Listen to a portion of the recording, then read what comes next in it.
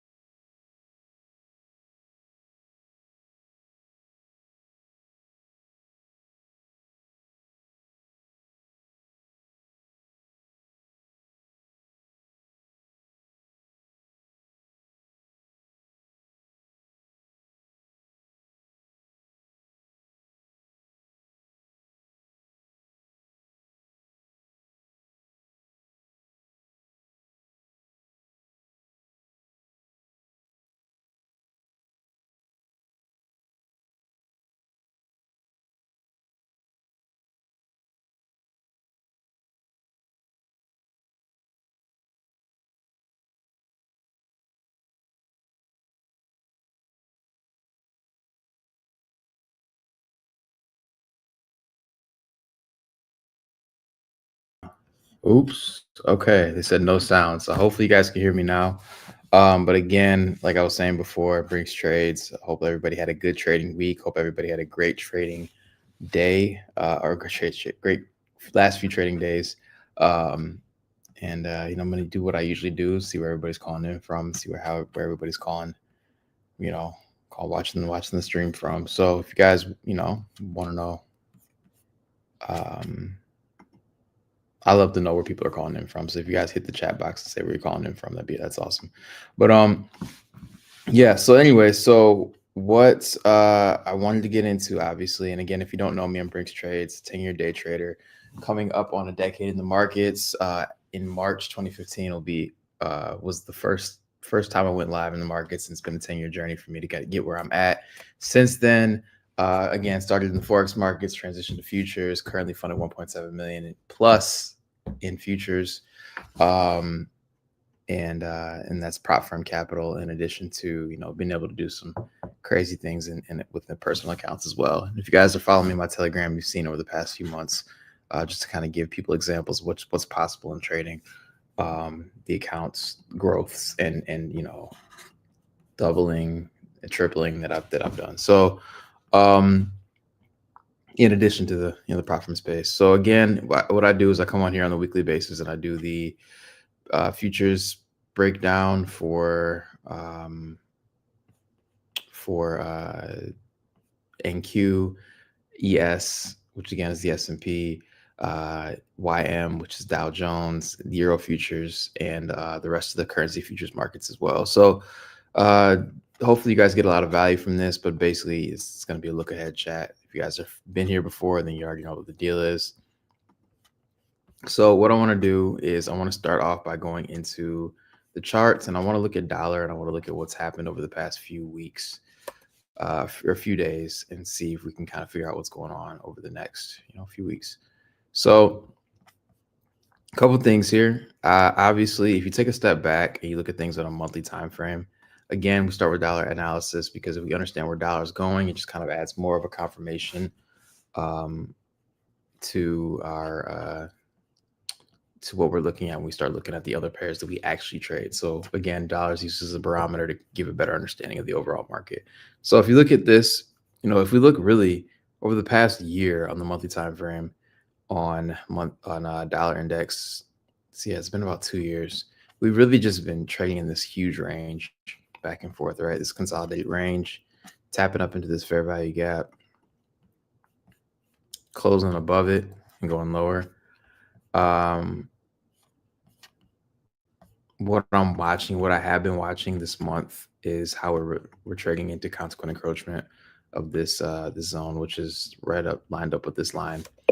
But consequent encroachment of this wick to see if we, respect that and go higher or tend to go lower.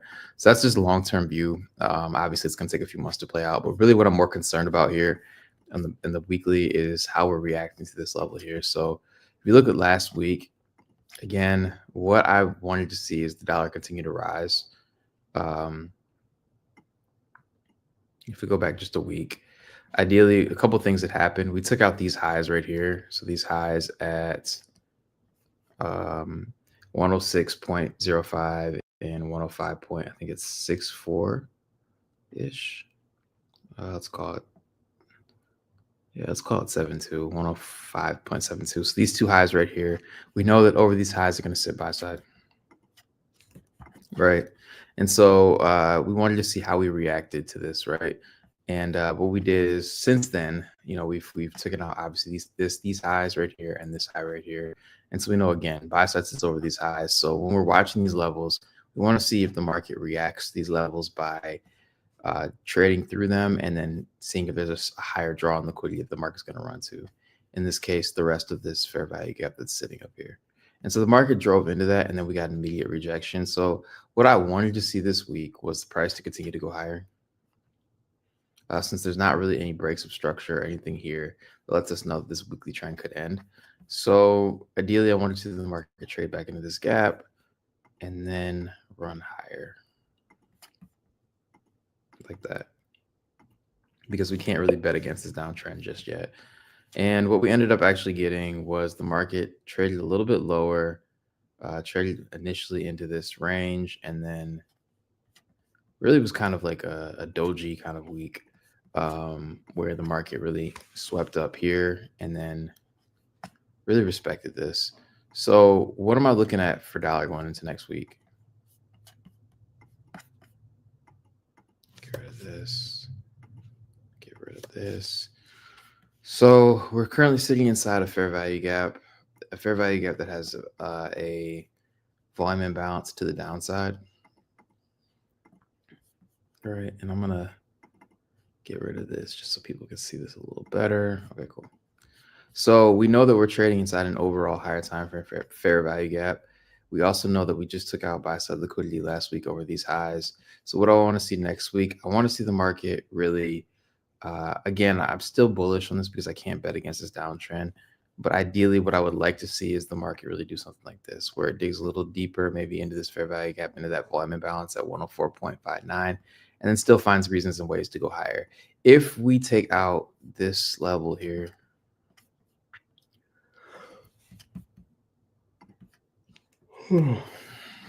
I would assume that the trend is going to switch to more of a bearish nature because this order block that's sitting right there, right? So ideally, I want to see the market continue to rise, find some stability in this range, and then take things higher. If we go down to the daily time frame here, again, same thing. There's a huge order block that's sitting right there. So I wouldn't be surprised if the market came down a little bit, maybe into this volume imbalance here, waked off of it, and then decided it was going to go higher. So that volume imbalance, the low end of that fair value gap as well, is at 104.43. So I'm not really too sold on the fact that this is going to sell off. Now, if we start violating some of those bullish fair value gaps and bullish liquidity markers, we could probably suggest that the market's going to continue to go down. So hopefully that makes sense to everybody. I'm going to go over to the fun stuff now. So I'm bullish on dollar still, I guess is what I'm trying to say. Even though we technically have broken structure in this, I still think we're going to probably take this out, and I'll hold that bias until this level here at 103.62 is really violated. So that's what I want to see. Let me go to Euro really quickly. So Euro futures again is the next one. So what do we want to see last week on Euro futures? Is we wanted to see the market. Let me go back to last week. We wanted to see the market. Let me get rid of this. a lot of boxes on here. Sorry, guys.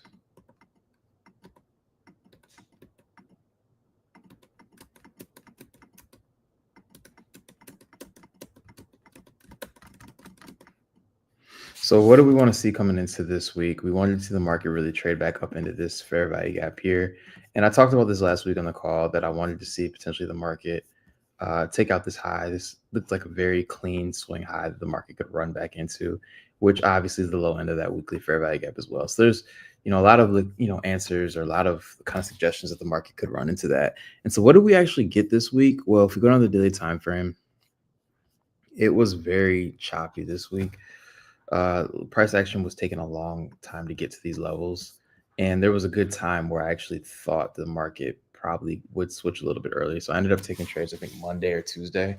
And I ended up catching a bearish move, I think on Monday or Tuesday, because I thought the market just was starting to break down. I didn't think we were going to get as low as what we thought we were going to get.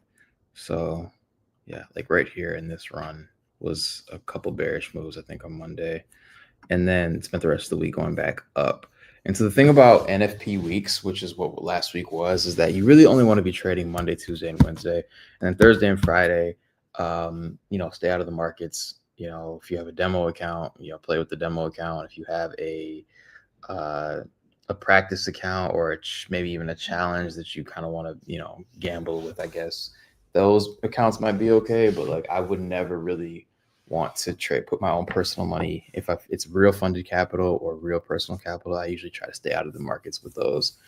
The back half of an NFP week, so Wednesday, Thursday, Friday, only because the market can be very choppy, and in choppy situations, sometimes you overestimate what the market's going to do, and that's how you blow your account, right? Or that's how you take unnecessary losses, which, for me, my losses used to stick with me a lot mentally. So I tried to avoid those things as much as possible. So what happened over the course of the week? Again, we traded back up into that volume imbalance there. I'm sorry, that fair value gap here, this weekly CIVI, right? Again, if I go to the weekly time frame, see a little bit clearer, this weekly fair value gap, again, with the volume imbalance there. That's why the gap has extended a little bit. So we traded back up into this range, took out the buy side liquidity under the low end of that fair value gap, which sits right here, right? And then again, going into the week, I thought the market could run up a little bit higher, and we didn't inevitably get that. We ended up actually going lower for the rest of the week. So this is actually how the market played out for the rest of the week. So we pretty much spent the majority of our week trying to go higher, took out a high, and then traded back into the range for the week. So going into next week, I'm still bearish. I mean, we could see a world where this could dip a little bit higher, where we could trade back up into this range again and then go lower. But I think we could be pretty good. So ideally, this is what I want to see. I want to start to continue to look things bearish for bearish opportunities in the market. But I'll be looking at a few levels. Obviously, the high of last week, which is this high right here on Friday, the consequent encroachment of that Friday SWIC.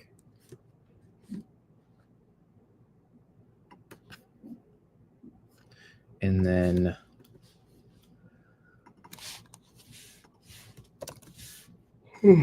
sorry. And then so this is the high of this fair value gap, the midpoint of consequent encroachment, just in case the price wicks up there next week to form next week's high, or Monday's high, I guess. But once we hit that, then I'm looking to really take any shorting opportunities down. So I'm still bearish on this. It's just very choppy and consolidated. And this is the kind of trading you'll see towards the end of the year. This is also why a lot of people don't trade at the end of the year, because the markets start to consolidate up for the year. So let me go ahead and hit the comments again. I'll be looking high end for the fair value gap. Low end will be the consequent encroachment of this wick.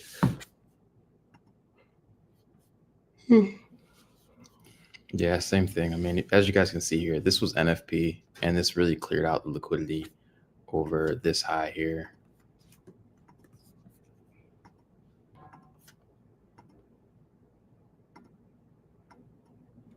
And then this high here. Clone. Right, and as you can see, that wick not only reached back up into that weekly fair value gap, but took out these highs there and there. So it's a good run on liquidity right there. So again, that's what I'll be watching to see what happens over the next few days. I'm not really pressed to take a trade on this because again, end of the year choppiness. But if there's a situation, I'll take it. Let's go to pound really quickly. Again, same idea here. So over the past couple weeks, what we saw here was a run on liquidity over here, right? We ended up running on liquidity one more time and basically took out liquidity over this high right here by running up to this high. And then obviously this initial high right here. So what did we get after that? Market prices action has just been falling and tanking, right? When we talk about the idea of trend line liquidity, again, we understand this. If you're one of my students, you understand what this is and what it represents and what trend lines represent from a technical perspective. So if I zoom in on current price action here at this 1.2767 mark, we saw the market run back up into this fair value gap, which is exactly what we wanted to see. Not only is that a daily fair value gap right here, as you guys can see, it's also a weekly fair value gap. And so we have pretty much 2-3 drives into it. So I would like to see here the market kind of start to give us a reason that it wants to go continue bearish. And again, we saw the market mitigate this gap. So ideally, I'm looking downside for this. As long as we continue to respect this gap, then we could start to respect the lows. So again, hopefully that makes a little sense. But we really were waiting on this market to come back in up here. Out of all the setups so far this week, I really like GBP USD for that reason. I'm sorry, 6B futures, which is the same thing as GBP USD.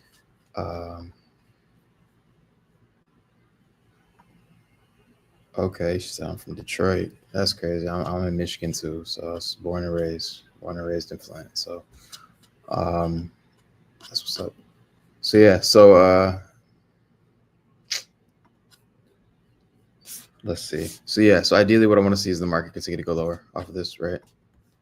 And really start to attack sell side. Again, I'm always asking myself where the money's at in the market. Well, the money's here. The money's here. And the money is there. So ideally, I want to see the market start to take this out. We ran up highs, and now we're running for the lows. So over the next, and I want to hop up to the monthly really quickly. Yeah, it's weekly is the same thing.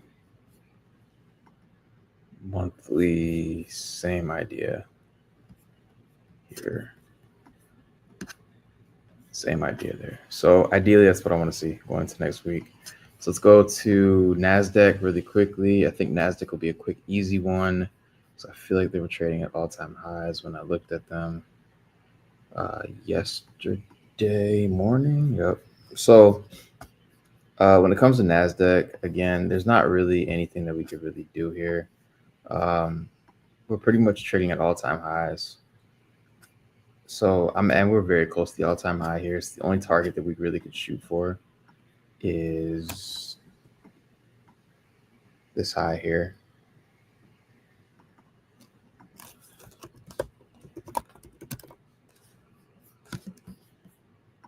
Right. So ideally we could see something like this where the market could run. I know this is going to be a very short, like I wouldn't even look to trade NASDAQ if you were trading next week because the run on liquidity is going to be very easy and very quick probably. So again, I would look to see, can we take out sell side liquidity here?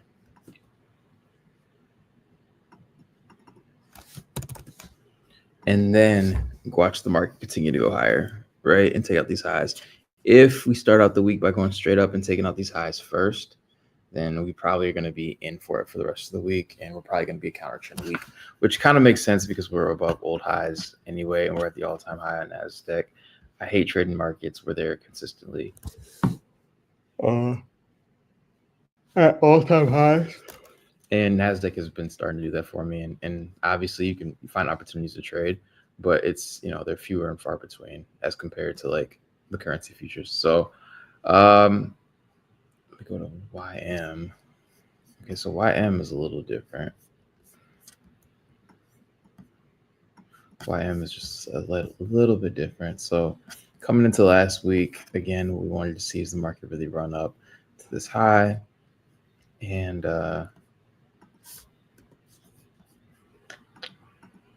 that is what we wanted to see last week.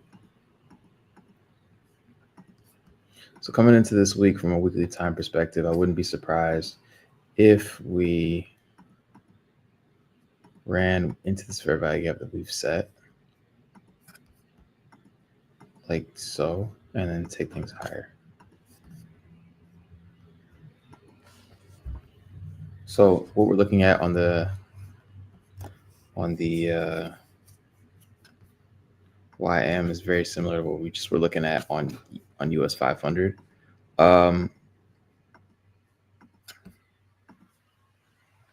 Ideally, I'd like to see the market really trap back into that at the minimum or at the maximum, I guess.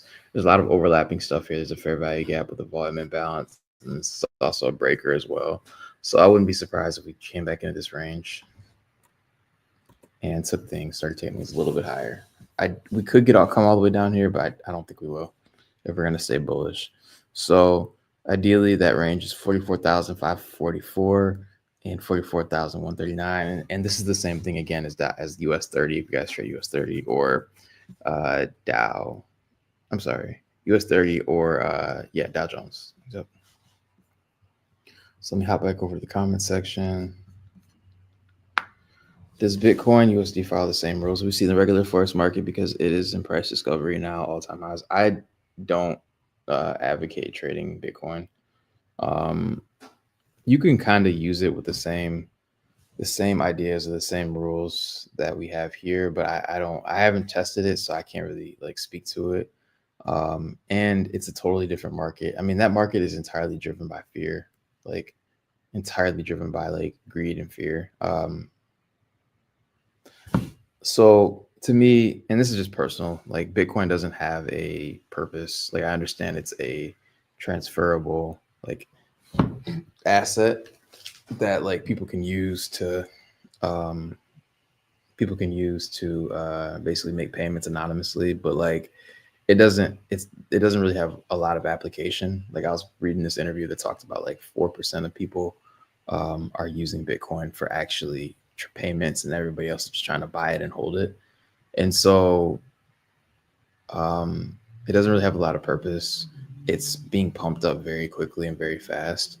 And I don't like buying over all-time highs, as you guys know. So like I would probably stay out of it and on top of that, like I said, it moves very, very rapidly based on pure emotion and pure like speculation. And I'm sure if you broke everything down and you looked at things during time windows, you probably still see the same kind of setups there, but it also is a 24-hour market as well. So like I personally would stay away from it, but that's just me. Anyway, so that's YM. Let's go to US500 really quickly. US500. ES.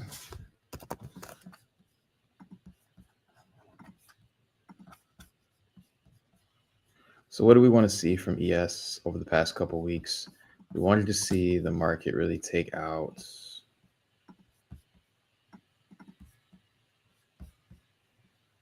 this was trading at all-time highs last week. So I think I probably just said take out this high. which is what happened. So again, same thing here. We only really can target this high here for projections because we are at an all-time high.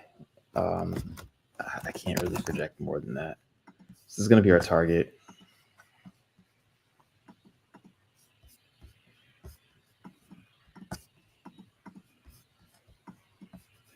Reasons I like this to go long, again, are the trendline liquidity that's being built up there. I can see a world where we run higher. If we do something like this, maybe.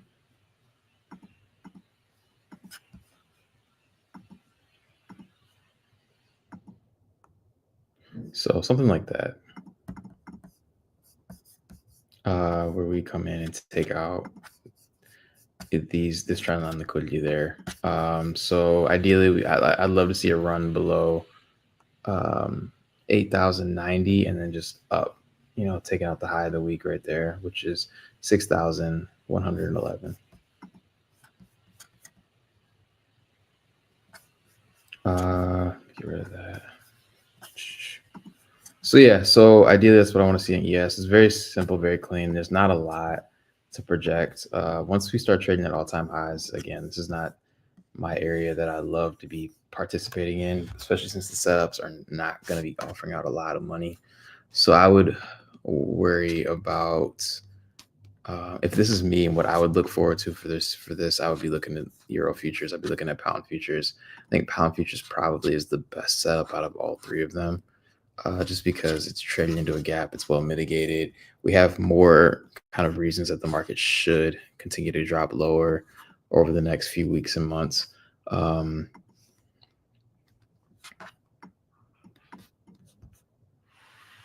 think, again, and looking at similar assets like dollar and even other futures assets like the Australian dollar, you can see there's a reason that we think the market's going to go lower again. You see these REHs right here. This kind of lets me know that we're going to come back down here. If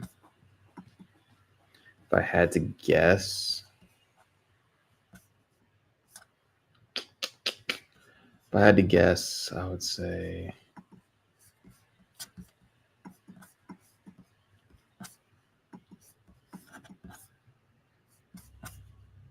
maybe a run into that range, or we could take things a little bit lower. It could just turn around right where it's at and start going lower next week because we did take out this high right here. But I think we could run higher, get everybody thinking long, and then take it lower, something like that. It's also relative equal lows here on this 15-minute time frame. So there's a lot of stuff here that kind of let us know that the market's going to continue to probably go bearish. And this is Australian futures. Again, this is the same thing as AUD USD. So let me go back to the comment section. GJ and UJ. I'll do UJ since that's a major. USD JPY. So because USD JPY is a US currency, like it's a US led currency, I usually have my bias in line with the dollar. So again, I want to see the market. Let me go back up to the monthly.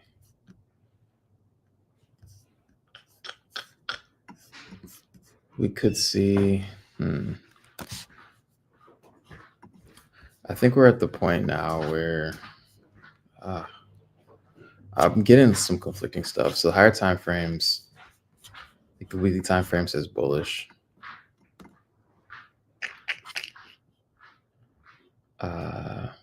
Trade back up into that fair value gap. I guess for me personally,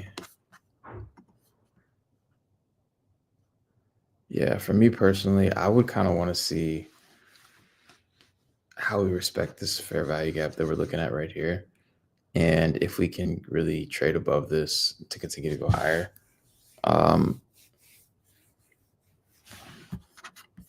I want to stick with the dollar analysis because the dollar is going to be the lead in this. So ideally, I think we would go higher. The question is, where would our pullback level be? And that would be somewhere around here, I think, or higher, but I think somewhere in this range right here at that 1.47 level. I'm honestly kind of muddy on this because this kind of looks like it's starting to consolidate and go back and forth, just chop. But ideally, if I had to go long, that's where I would want to see, either at the low of this gap right there or the one right there. So GJ, I don't even think I have GJ on my charts. Yeah. Wait, GBP USD. Yeah, I don't even have it on my charts. So again, New Zealand dollar, same thing. These relative equal lows all lining up. This is what I had for the target that I wanted to see hit this week. We didn't get that, but we just basically have been creating lows around that. So I would imagine that we're probably going to hit there this week. If we look back on the daily time frame up here,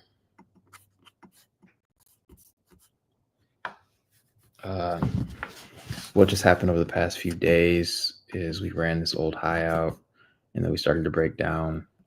We also inverted, we recently inverted this fair value gap here in order block, which we know, if you guys are one of my students, you guys know that the order block is the safest. Order block and a fair value gap is the safest fair value gap you're going to see. So because we violated this order block and we traded below the close of it right here, I would imagine that we're probably going to continue to go lower. Don't be surprised if this is a very like rapid move that happens like Sunday, Monday, Tuesday. Let's see. And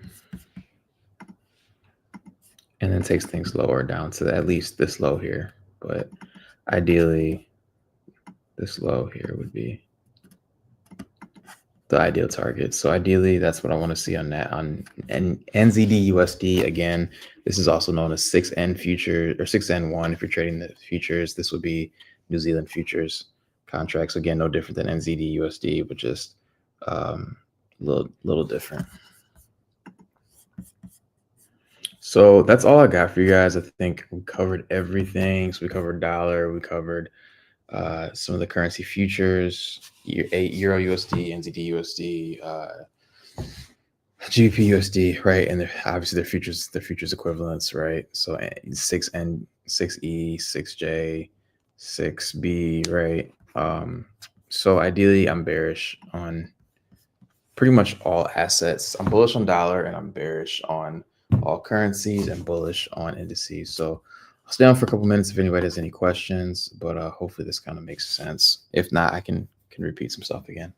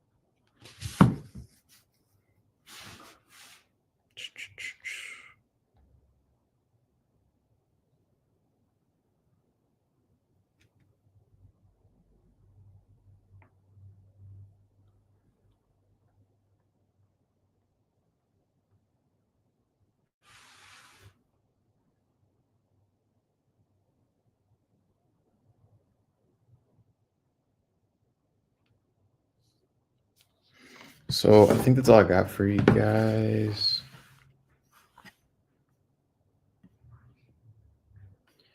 Yep. So I won't cover that live, but if you go to my videos on my YouTube, it's gonna be a shameless plug for my YouTube channel. If you go to my YouTube channel here, this is gonna be that Brinks Trades.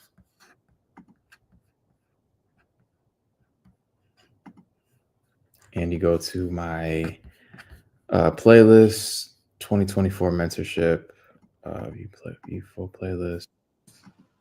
Oof.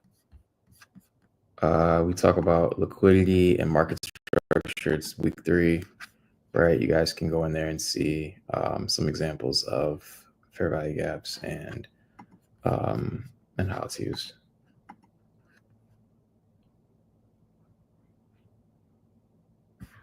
Okay.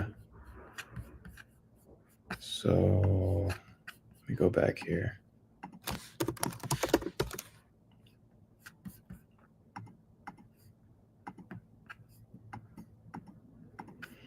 And then how you draw one is this. Like you look, if it's a bearish fair value gap or a civvy, right? You're gonna go from a low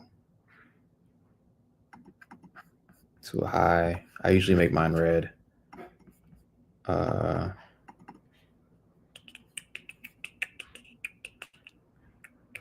Just for visual purposes, because I want to see like what type of gap I'm looking at. But that's a civvy, right? So I'm just gonna make it this IBI. And then a BISI would be the opposite, right? So an upward one. So from the top end of a fair value of the wick of the first candle to the low end of the third candle, right? So you see this huge imbalance there, wick to wick, and I'm going to zoom in like this. Wick to wick, right? That top wick to that bottom wick. This is going to be a BISI, buy side imbalance, sell side inefficiency, and it's going to be green. And I just make them green because I want to know what gap I'm looking at, right? So usually anything's going up is a BISI, anything that's going down is a civvy. Sell side imbalance, buy side inefficiency, a buy side imbalance, sell side inefficiency. Too many buyers in this gap, not enough sellers getting their orders matched up. Too many sellers in this gap, not enough buyers getting matched up.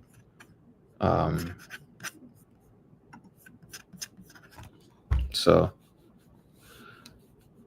yeah, so ideally that's basically what it is. But essentially, again, all a civvy is too many sellers, not enough buyers getting orders matched, and then a BISI is too many buyers, not enough sellers getting matched. So I will go back and watch that video a couple times. And if you guys are new, again, subscribe to me on all channels. I'm going to start putting a lot more content on my Instagram. So that brings trades Instagram. And then I'll probably repurpose a lot of that content on YouTube and YouTube Shorts as well. So I'll stay on. I guess I got a couple more questions if anybody has anything else. But hopefully everything makes sense. Again, remember going into the end of the year, I mean, this is going to be just like a lot of people, if you work in a corporate job, right? You know, maybe you don't, maybe you don't. But if you do, or even if you just work in any job, you know, a lot of times the end of the year is kind of like wrap up. Like people are wrapping up their projects, they're wrapping up things they have to do for the year, right? And kind of closing the year out. It's the same thing in the markets, right? You're going to start to see less volatility and less volume in this month of December. I mean, pretty much this entire week, if you look at this week here, was pretty much just chop. Like this was Friday, Thursday, Wednesday, Tuesday, Monday. It was all chop, right? So there's going to be action in these moves. There's going to be candles moving, but you're going to start to see less and less volume as we get closer to the end of the year. And you know, this is kind of your sign not to. Then your number one job is to preserve capital. You shouldn't be trying to blow your account up at the end in December. If you blew your account, right, you probably were over trading or you were trying to force a setup. I mean, that's any time if you blow your account. But especially at the end of this year, going into this year, knowing that some of these runs that you're on, they might take longer to hit. They might not go directly to the targets that you call out, right, in that same run or that same day. If you guys watched the live stream that I did on Tuesday, there was a trade that I took that I thought it was going to hit a little bit lower than it did, and it just refused to really take profit. So I just kind of cut the trade short, right? And that's okay. But you know, this is just, you just kind of have to know the time of year that you're in and kind of be dynamic with the market. So Exactly. Folks is on holiday. It's the easiest way to put it. Then they're not trying to be in front of the charts at all. So just like you're not trying to be at your job at the next couple of weeks, they're not trying to. These traders and hedge funds are not trying to be in front of their desk making, taking trades either. So take that with a grain of salt. Um, Again, I tell everybody when I trade that I usually am trying to find the best setup of the week, right? I'm trying to find the biggest and best setup that that you can take for that week and then call it a week, right? And the reason that I do that is not because you can't find setups every day. It's because mental fatigue, right? And the fatigue of you trading over and over and over again, and kind of like the wear down of you being in multiple trades a week, it kind of takes a toll on you. And especially if you go on a losing streak, um, you start doing stuff that's in and of yourself. You'll blow an account really quick, taking a loss and trying to trade every day. So just because you can doesn't mean you should. But really quickly, I want to go to Forex Factory. It's going to be the last thing that I'm going to close out with. And then go through just the economic calendar for next week. If you guys can see my screen. Again, a lot of times what I'm doing up front is I'm looking at the economic calendar to get a better understanding of what it is, what events are coming up, because this is going to move volatility, and plan my trading week accordingly. So if we're looking at Monday, there's nothing but Australian dollar news. So if you're trading maybe that Australian dollar setup that I outlined, or the Australian futures, Aussie futures, then maybe might be something where it happens a little bit earlier, right? Going into Tuesday, there's nothing. Going into Wednesday, we have core CPI, and then CPI again. So that could be the Wednesday. Most likely will be the day that I look to trade. Not saying that Tuesday and Monday. I'm sorry. I guess if I'm looking at Friday, yeah, I don't see an NFP or FOMC in the schedule. So my main trading days will be Tuesday through Thursday, and I'll most likely be looking at something around these sessions, right around core CPI news, or whatever's happening on Thursday that's happening in the morning session, PPI, right? So ideally, I'm looking for the best setups to trade, and usually the best setups are going to have some form of safe red folder news, and that's going to be my CPIs, my PPIs, or whatever stuff that's not FOMC or NFP related. So ideally, Tuesday or Wednesday, I'll probably be online and trading those days, or those morning sessions, New York sessions. So I don't trade fundamental analysis. I don't really, honestly, I could care less what the news releases say as far as like their numbers and their effects. That I don't really care. Like, I don't look at any of those things, because news is basically used by the market makers to manipulate price and really just run to and from levels of liquidity. So if that's the case, and that's something that I believe to be true, and it's something that I've seen play out a bunch of times, the numbers don't matter, to be honest. Like in the long term, like over the monthly time frame and the yearly time frame, like certain numbers matter, like interest rate numbers and things like that. But on your day to day, it's this is all manipulation, right? It's a big game. It's a big video game. And on the day to day, when price is not being manipulated by news, there's an algorithm that drives price. During these news events, the algorithm is kind of turned off, and price is allowed to run to and from liquidity levels. So they're really just trying to go after money in the market. So that's the whole point of trading, is price moves to where the money's at. So when people stop, if you're a trader, if you stop thinking about price as I need to buy because stuff broke structure, I need to buy, like, you kind of need to take yourself out of yourself and put yourself in the mind of a market maker, or someone that's job is to match orders in the market, right? And if you don't know who market makers are, you can Google these people. They're like Ken Griffin at Citadel. There's a few different players. There's a bunch of different people that actually are market makers, and their job is to facilitate orders in the market. So they match buy and sell orders, across different markets or whatnot. So Um,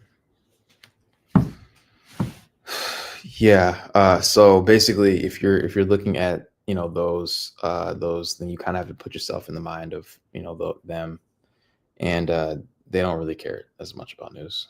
Um, any best trader for mentorship? I mean, I would like to think that I'm a good mentorship trader. Like if you're trying to learn exactly how to do this, if you join my Telegram, go to my social media again, Instagram.com/BrinksTrades. That's it right there. Oops. Follow me at there in the link in my bio. You'll have a link to my Telegram chat where you can join that. And stay tuned for the next kind of like mentorship. I'm in the process of revamping what my mentorship looks like. I think it's gonna go from more of a kind of, I used to do boot camps, and I used to do like a basically where people would come in and they would just just learn from me from 3 weeks and kind of get everything they need to know. And I think I'm in the process of changing that from that to a more of a kind of like a Discord style chat. And so that's going to have a lot more stuff for you guys on a regular basis. I'm not only on Instagram. I'm on all social media. So I'm on YouTube, Instagram. I think those are the big ones for me. So I would say follow me both there. But that's pretty much the only ones that I use. And TikTok. I'm on TikTok too. So TikTok, Instagram. But you're going to see a lot more content on those kind of over the next few weeks and months. So I'm really trying to build that out and really kind of grow my social voice, I guess. So you should be able to kind of see little tips in there. But yeah, so when the mentorship usually will get launched, I'm thinking it's probably going to be somewhere in June. I'm sorry, June. In January, it's going to be an ongoing thing. So like a monthly Discord where people are going to get access to not only education, but trying to go live in the markets as well for educational purposes. I don't doing this stuff for signals, right? I'm not trying to run a signal room. I'm not trying to run any of that stuff, and I'm still trying to figure that piece out. But ideally, the education piece and the education portion will be there for sure, and people can learn directly from me, ask me questions, basically bug the mess out of me, So I'm still trying to figure that out on what it looks like. So yeah. Okay. Yeah. So we'll get that up, and I'll keep people locked in and tuned in over the next few weeks. In the meantime, follow me in the socials. Feel free to reach out to me on Telegram. That's the easiest way to get a hold of me. I look at my Telegram every day. So if you have questions about things, whether it's mentorship, feel like you can always reach out to me there. So hopefully that makes sense, and hopefully you guys are excited, and hopefully you got a lot of value out of today. But if you guys have any other questions, I got 2 minutes, a 2-minute warning, and then I gotta bounce. So.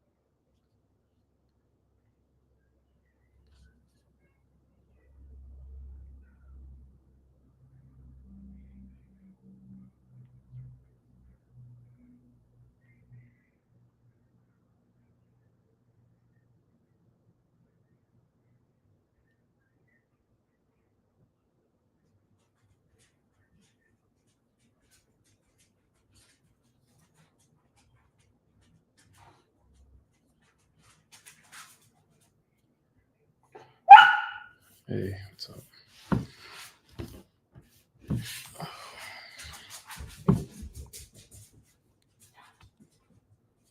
All right, cool. All right, guys. Well, I'll let you guys go. Hope you guys have a good weekend, and yeah, lock in with me. Thanks. Peace. Hey folks, what a view behind me. I'm at Blackpool Markets headquarters here in Auckland, New Zealand. Speaking of views, you can get TradingView paid plans for free at Blackpool Markets, saving you up to $600 a year. Get either the Essential Plus or Premium plans absolutely free. All you need to do is trade from one lot a month at Blackpool Markets. And you can also get a 100% deposit bonus for your first deposit up to $1,000. All you need to do is click the Trading Nut link in the description below.